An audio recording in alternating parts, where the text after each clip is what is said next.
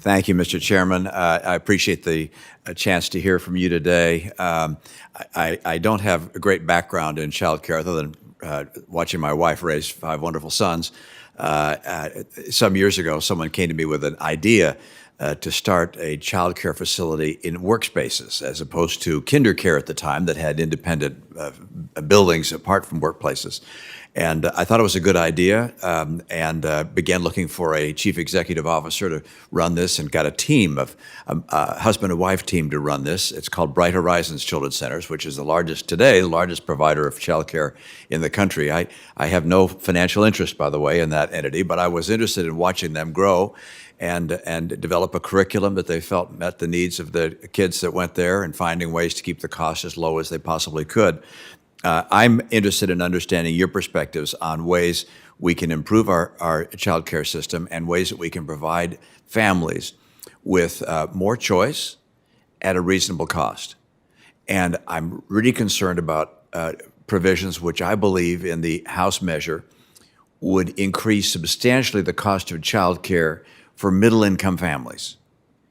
And that's by doing 2 things. One, by dramatically raising the wages of child care workers, and number 2, putting in place ratios, and number 3, establishing the types of facilities that child care would have to be provided in.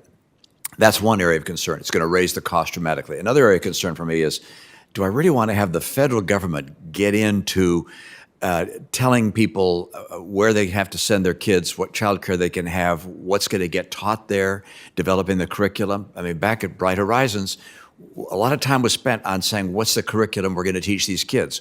What are the values we want to give them? Because they're not, at age 2 and 3 and 4, they're not learning multiplication tables. They're learning values. So do we want government, the federal government, not families, not states and localities, not churches? We want the federal government stepping in and saying, here's what we want you to teach. And that, in my opinion, is a fraught course to go down. So I'm concerned about the cost and the federal overreach, and therefore look forward to your perspectives on those and other topics as to how we might provide amendments to I like Senator Scott's Build Back Broker. I think I might go build back broken. Maybe broker strikes me as a strange word, but the guys at Merrill Lynch might like it. But build back broken, because you're a highly educated individual.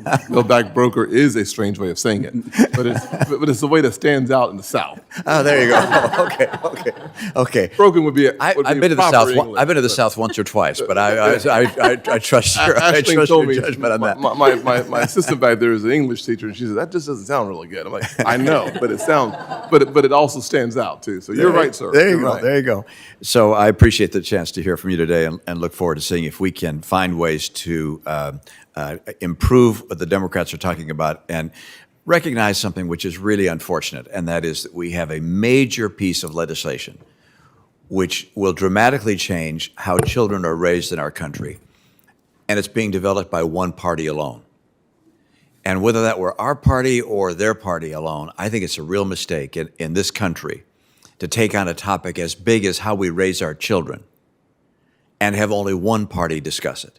Not to have it open for hearings, not to have public input, not to go back and forth between the parties and listen to people across America, bring families in and so forth. No, just have one party do it in order to appeal to the base of that party. I think it's a real mistake.